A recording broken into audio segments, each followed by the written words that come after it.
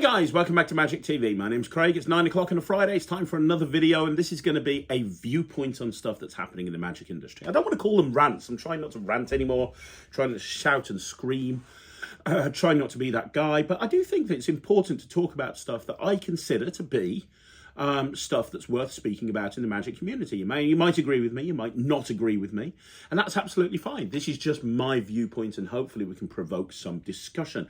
And today, I want to talk to you about something that's happened recently here at Magic TV that I've seen happen 2 or 3 times. I've actually had this happen probably in the last month about 3 times, and I wanted to talk about it. So 3 times in the last month, I've had people reach out to me and want me to review a product. Now, normally, 99% of the time, I buy every single product I review. And the reason I do that is because I don't want to be beholden to somebody. I don't want to have somebody turn round to me and say, well, you can't post that review because we gave it for free. I'm very, very honest. That's the most important thing. Now, you might agree with my reviews. You might disagree with my reviews. And either way is fine. That's not a problem at all. But know that I'm completely honest and you're getting my full, honest, unbiased opinion. And I've had 3 people recently that have reached out to me and said, hey, we'd like to send you something to review. And I've said, yeah, send it to me. I'll get to it as soon as I can. I've got a big review pile.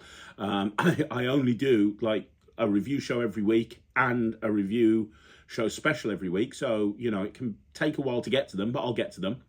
And I've done reviews on their products and they've asked me how it went. And I've said to them, not good. I didn't think it was great, to be honest. And they've said, hey, we don't want you to publish the review then. Well, no. It's my opinion whether I put the review up or not. If you want to send me something to review, that's absolutely fine. Because to understand this, I don't get paid for doing this, not really. I mean, I know that there's some money that comes in from ad revenue from YouTube, but to be honest, that probably covers 1 or 2 review shows, the absolute most. I literally take that money and throw it in the bin every single week. So it's not like there's ad revenue coming from YouTube. I do this because, you know, I really want to give back, and I think that Magic TV is the way to do it. And I want to do a review show that I feel objectively talks about the tricks that are coming out and talks about whether they're good or they're bad. It takes me a lot of time. It takes me a lot of effort. I'm a busy guy. I have a million other things going on. And I can't guarantee, A, when or even if the product will be reviewed. And I also can't guarantee what I'll think about the product. If I think it's good, great, I'll tell you. If I think it's bad, great, you'll find out about it. But I'm not going to change my review or pull a review just because I don't like the product that you've sent to me. That ain't going to happen. No way, no hell. Not a chance. The other thing that annoys me, and I've got a very specific point about this in a minute. The other thing that annoys me is people that send me a product to review, or they've asked me to review a product, and I go, yeah, it's in my review pile, I'm going to get to it. And they harass me every single week. When's the review going up? When's the review going up? When's the review going up? It'll go up when it goes up. I'm busy. You know, to be clear, to anybody who wants to send me a product, to anybody out there, creators or anybody that wants to send me a product to review or for Ryland to review, understand 2 things. 1, I will get to it when I get to it. And sending me a message or phoning me every couple of days and asking me, when is the review going live, is not going to make it go live any quicker. I guarantee you. I have a massive pile. There are things that sometimes I don't get to for weeks. And then I'm working around Ryland's schedule a lot of the time as well. He's at school. He's gigging. He's got extracurricular activities. He's currently trying to clock Breath of the Wild 2, Tears from the Kingdom. He's a busy kid, right? I have to work around his schedule, because he's a big part of the review show. He's a big part of Magic TV. I'm never going to guarantee when something's going to get reviewed. Contacting me every single week and saying when is it, or every day saying when is it going to be reviewed, and moaning at me, which has happened in the past as well. I've even had people say, hey, I want to send you one. Send me your address. I want to send you one. I say, you don't have to do that. I'll pay for it. No, I want to send you one. And then like 2 weeks later, month later, 2 months later, why haven't you reviewed it? I want the money. You know, I sent you to review. I said, you know, all of this stuff has happened and then some. But specifically, one of these 3 times in the last month, somebody, and this is the point I'm coming to, somebody wanted me to do a video of a product that they've got coming out. And I don't think it's fair to talk about who this person is. And I don't think it's fair to talk about what their product is. And you'll see why in a minute. However, I know they're going to be listening to this. I know they're going to be watching this. And you know that I'm talking to you and you alone. So let's talk about this. We do the Craig test here on Magic TV, where I get Matt to show me a trick, and he tries to fool me, and then we talk about what I think about it and what he thinks about it. It's interesting getting Matt's opinion on something as someone who's relatively new into magic. And last week I filmed a Craig test. And I filmed a Craig test on a particular trick that I knew nothing about. Normally I give the trick to Matt and I'm like, here you go, Matt, here's a trick, learn it and show it to me.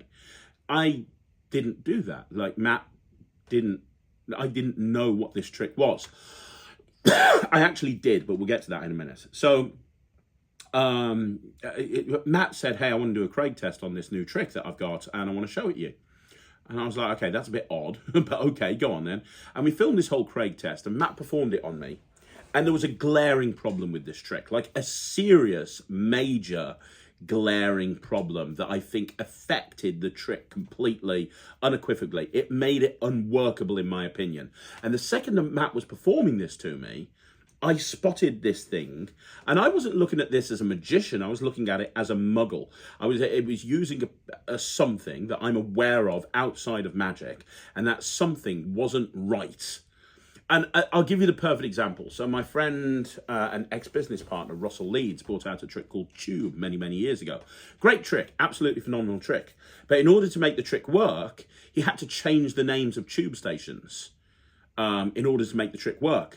Now, there's a percentage of people that wouldn't know about that. But a lot of people who live in London go, hang on a minute, that's not right, that's not right, that's not right.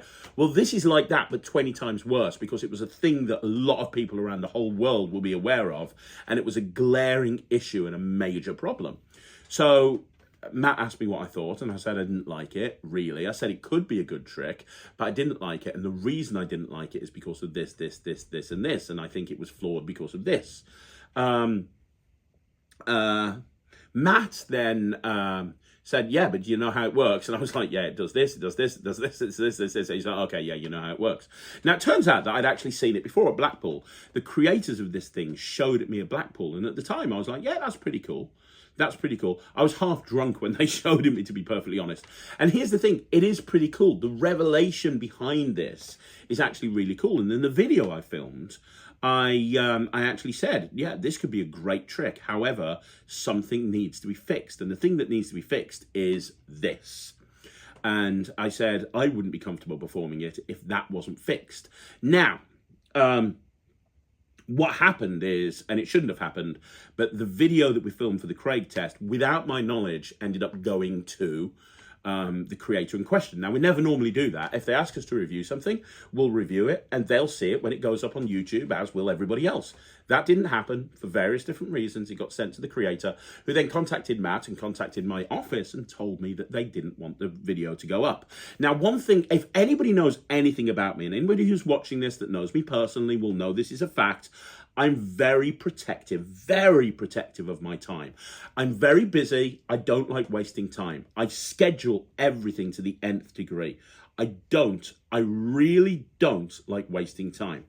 And to have me film a video, and it takes a while to do that, to set up the studio, to have Matt perform it for me, it's about 2 hours of my time. And Matt's time. It's not just my time, it's Matt's time, who, by the way, when you see him on these videos, I'm paying for him to sell stuff through my company. So when I pull him in here to do a video, I'm paying him to sit here and watch magic tricks. I'm not paying him to do his job, right? And it takes a long time to put these videos together. But for some reason, it got sent over to the creator and they told me to pull it. And they didn't want people to hear what I had to say about that particular product. And that didn't come to me, that came to Matt. And me and Matt were actually at a gig this weekend. Somebody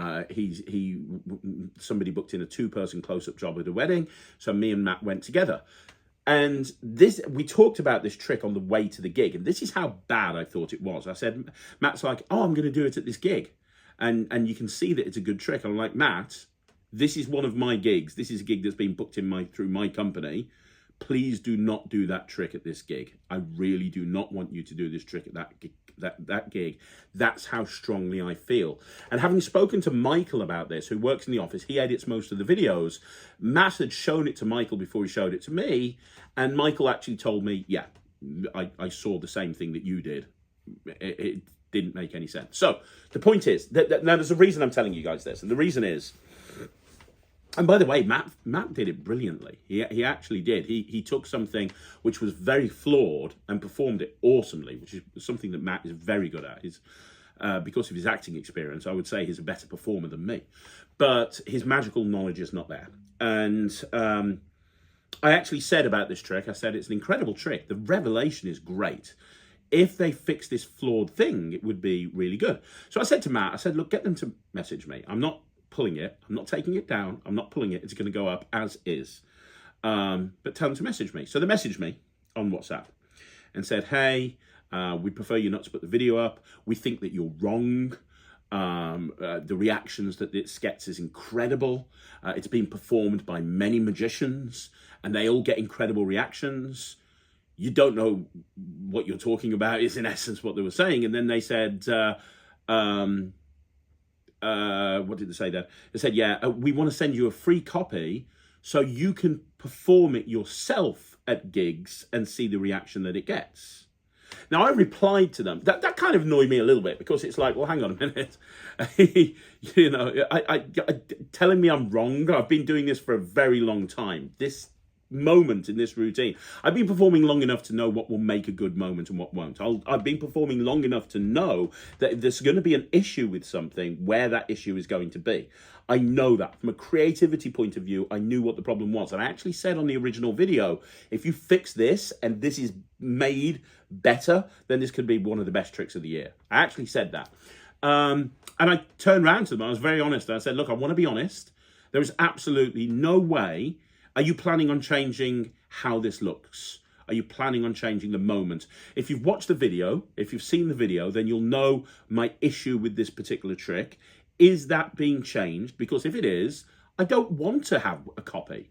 I know exactly how it works. I don't need a copy to know how it works. I've seen it. Matt's performed it to me. I know exactly what it is, what it does, how it operates. I don't need a copy of it. I don't need a copy of it. I don't need to know anything. I just know that there's no way on God's green earth I would ever perform this to anybody at any gig, socially or anything, because I wouldn't have any confidence in it. And how you cannot see that baffles the mind. And my plan, I'll be honest with you, my plan was to film an extra bit.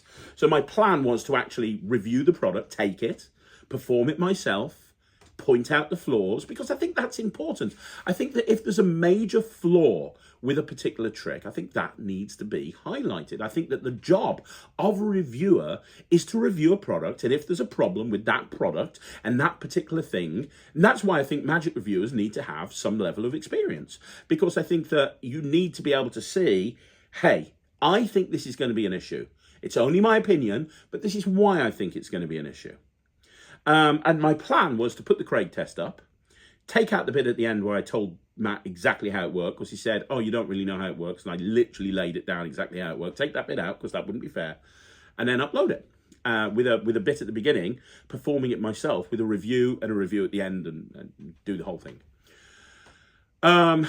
Anyway, they got back to me and that didn't happen. That video has not gone up. And I'll tell you why the video hasn't gone up. The video was going to go up. This trick was live. You could buy this trick. I don't want to say what the trick is. Don't want to say who the creators were. Don't want to say any of that.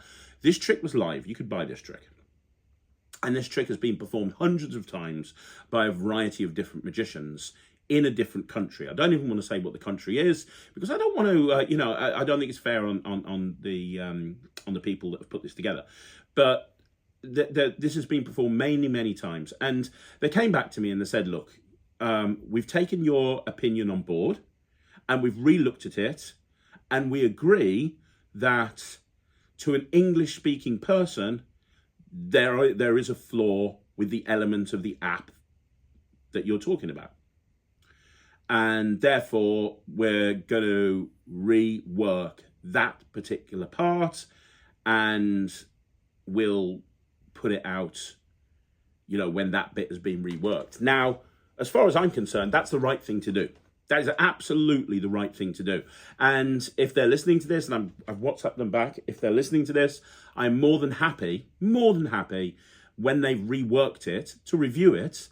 And as long as that element, because I think that is a massive problem. And as long as that element has been resolved, I think this could be Trick of the Year. Absolutely 100%. But here's the problem. And this is what this whole video is all about. The whole video is about the issue that we have within this industry right now with people trying to rush tricks out to market. I don't think that should be done. Like, I can't stress enough how much of a glaring issue this trick is. Michael saw it. I saw it. It is a massive problem.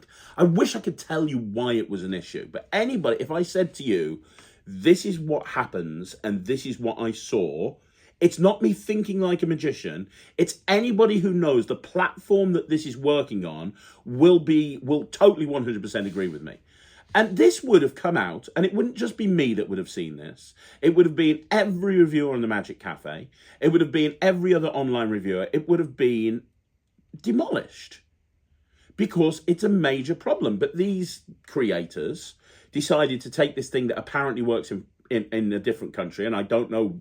I can't comment on that because I wouldn't know. I don't speak that particular language. But they've taken this thing that apparently works in a different country, and what they've done is they've said, right, hey, we're going to release it in England, and we're gonna put it all together so it works with the English language, and now they've got this major problem. But even when I pointed this problem out, they were super defensive and they were like, hey, no, I disagree, blah, blah, blah, blah, blah. Have it so you can try it. Lots and lots of people have actually used this. It's great. Turns out all of those people were in a different country. None of the people, at least that I'm aware of, other than Matt, was actually performing this in English. But that's where we're at. And that's the problem, as far as I'm concerned. That's the major problem that we have in this industry. Rushing things out to market. I don't think things should be rushed out to market. I think that you should really try to work any trick in for as long as you possibly can. Because ultimately, when you release a trick, that deserves to be the finished product.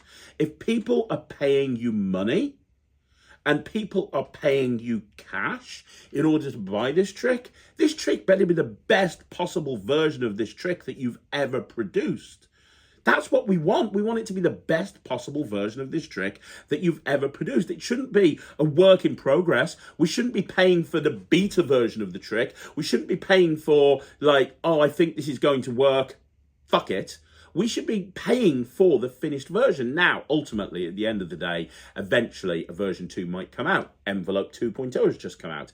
It has been improved. The original envelope was really good, but over the last 15 years or 10 years and whatever it is, they've come up with a better way of doing it. Absolutely. Coinvex 2 is another example. However, in this example right now, the original version was flawed.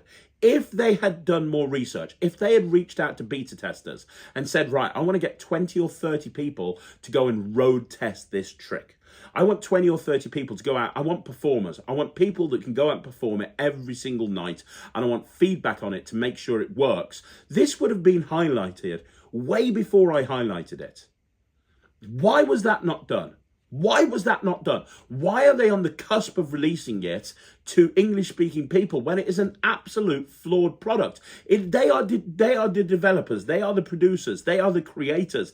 It is their job to produce, develop, and create a trick that works for the industry and the market and the audiences in which you're performing it for. So if you're performing it, if you're having people who buy it to perform it in a UK or America or an English-speaking audience, then you have to make sure that that trick is designed to work for that audience, and then take feedback on board from the people that are using it. Don't have somebody go, well, this is an issue, let me explain why it's an issue, and for them to go, well, I'm sorry, can you pull the video, please? We want the video completely pulled. We don't want to have it go out there because we want to protect our thing, which is fair enough, but then going, you're wrong, we're going to put it out anyway. Let me send you a video. Let me send you a copy of it for free. I don't want it for free because I've got no confidence in it, because I know that issue that I highlighted would not fly in the real world. And even if if you performed it to somebody and they were like, oh, that's really good, you know that they would be talking to themselves and going, oh, I saw that bit. Because that's what happens. Magicians kid themselves into thinking that they're fucking amazing. The problem is, a lot of the time, you go and perform to a group of people, they're polite, they're nice, they'll give you a nice round of applause. When you walk away later, they're saying, oh, I knew how you did that double turner. I think he just turned 2 cards over. Oh, I think he had a card that's whatever. You don't kid yourself. You're not the greatest fucking magician in the world. So the way that we make sure that these tricks are really good is by going out and trialing them in the real world, getting other people to trial them in the real world, making sure that they work as well as they can, and then you release them. Half of the shit that gets released that I end up having to review wouldn't actually get reviewed. It wouldn't get to the point where it lands in front of me and Ryland to review if it had been thought out beforehand and more creators, developers and producers spent more time actually working through the ideas they have rather than rushing to take any old brain fart out, put it out in front of people and then go, well, there you go. That's what we've got. It's just ridiculous. So here's the thing. For anybody that's watching this, that's a creator or a producer, spend more time working on those tricks. Spend more time thinking about the effects that you're putting out there. Spend more time working on them in the real world. Spend more time putting them out there with people that you trust that can go and give you valued feedback. And if you're the people that created this app, yes, I would be happy to review it. I would be happy to look at it. I would be happy to give it a glowing review because I think it could be amazing. But you need to take some more time over this. Now, maybe it works in the country that it works in. That's great. But you want to cross that over to the UK? You want to cross that over to America? You want to cross that over to an English-speaking audience? You need to put a little bit more thought into it. And don't just dismiss feedback that's been given to you based off you contacting me in the first place via somebody else wanting me to do a video. If I'd have sat here on this channel and gone, oh my God, that was amazing. That's the best trick ever. Oh my God, Matt, tell me how that works. I've got no idea. You'd be happy for the video to go up. I have done here for the first time what I've never done, what I would say I would never do, which is I've pulled a review. And the only reason I've done it is because I've paid you the respect of the fact that you say that it's going to come out and it's going to be changed and you're going to take it back to, look at it. In which case, I don't think it's fair for the review to go up. But I don't like being put into a situation where I have to pull something, especially when you reached out to me via somebody else and wanted me to do a video. You want me to do a video, that's fine, but accept the consequences. Anybody that's watching this, if you want me to review a product, I'm more than happy to review a product. But understand, 1, I will get to it when I get to it. And number 2, I will not get bullied into reviewing it when I'm told by other people to review it. And number 3, if you don't like the review, I'm not pulling it. Tough shit. This is the only time it's happening.